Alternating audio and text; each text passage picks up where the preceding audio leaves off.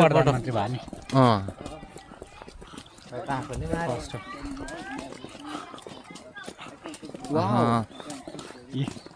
ल वो त नि दामी छ त हैन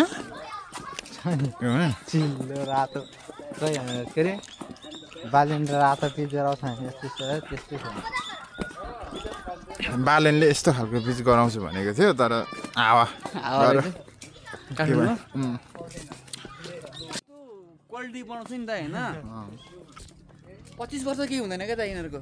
काम गरेको छ क्या अन्त यिनीहरुको त अनि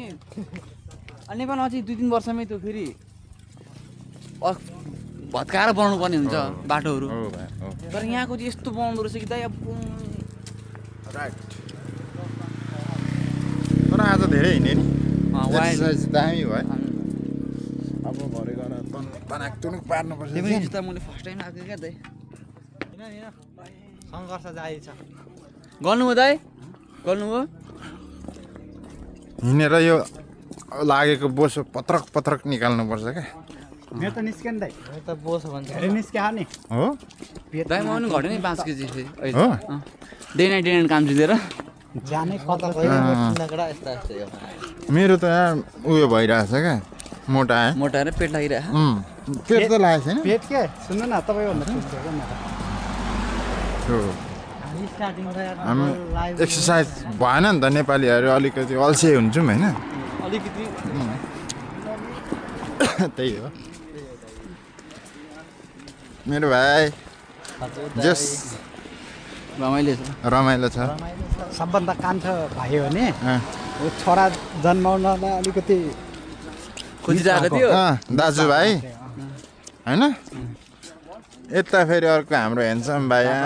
जापालीको फेरि अर्कै हुन्छ हो फेरि होइन कुरै अर्को हुन्छ होइन फेरि झापालाई टप्ने पनि छन् क्या यहाँ फेरि हामीसँगै हो कि होइन सचिन झापालाई टप्ने मान्छे को थाहा छ टप्सन झापालीलाई फ्लप खाइदिने फेरि कहाँको हुन्छ त्यो गाउँलाई नि मुर्गा हान्ने फेरि त हो करप्सनदेखि लिएर इलिबिली बनाइदिने गाउँलाई गाउँको लागि ल भाइ तिम्रो त फेरि छवि त नराम्रो जाँदैछ त भाइ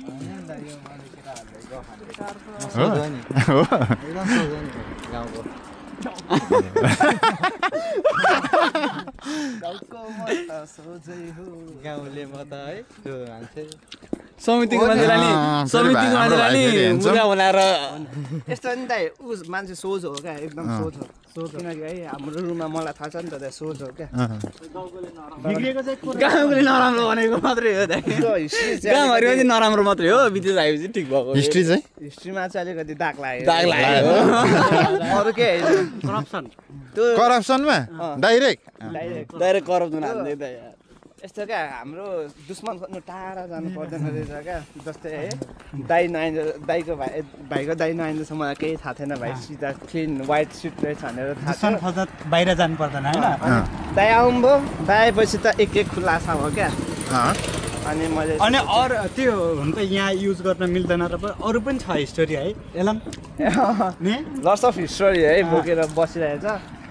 भन्नुपर्ने चाहिँ अब त्यही त गाउँमा अलिकति छैन अनि अरू कुरा लट अफ हिस्टोरी त बोकेछौ होइन तर हिस्टोरिया त बोकेको छैनौ नि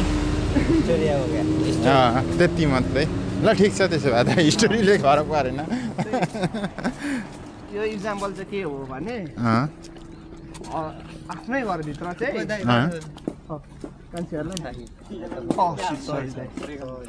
आफ्नै उयोहरूलाई चाहिँ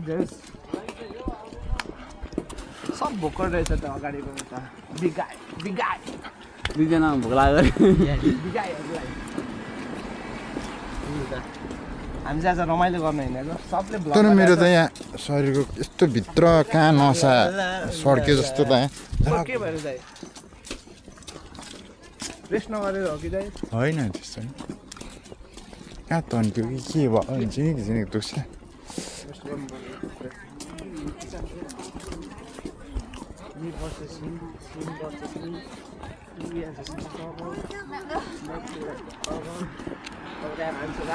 एउटा गाइदिनु कि क्या हो फ्री स्टाइल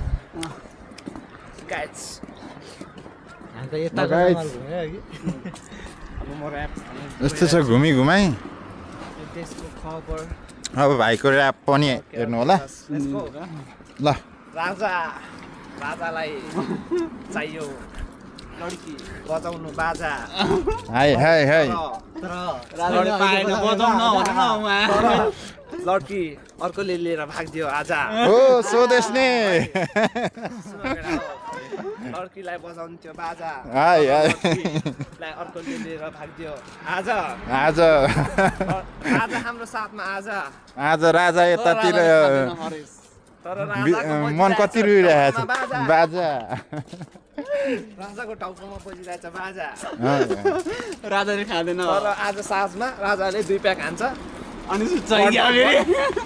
अनि अर्कोतिर बसाउँछ कि क्या फेरि राजाले फेरि खानु त हुँदैन नि गाजा तर मेरो गोजीमा छ गाजा निकालेर उडाइदिउँ कि आज राजालाई त्यही उडेको कुरोले मात लाग्यो र बज्दैछ बाजा बिहेको होइन मतको राजा यो कविताको शीर्षक राजा हो राजा अर्को पनि हान्दिउँ है दाइ यसमै ल हस् राजा यता उति नगर आज तिमीले पाउँछौ राम्री अनि मैले राम्री केटी आज मैले म्यागमा सेउकाइ गरेको केटी राजा गर्छ हाम्रो म्यागमा काम आज भोलि बिहान भेटाउँछु राजा अनि धुमधाम गरेर बजाउनुपर्छ बाजा रातभरि बजाउनुपर्छ म्यागमा बाजा अन्यथा फेरि नसोच्दिनु है रमाइलो हो हैन रमाइलो है वी आर जस्ट ड्रिङ फन है अनि हाम्रो जस्ट किडिङ भनौँ है हाम्रो यता भाइको नाम हो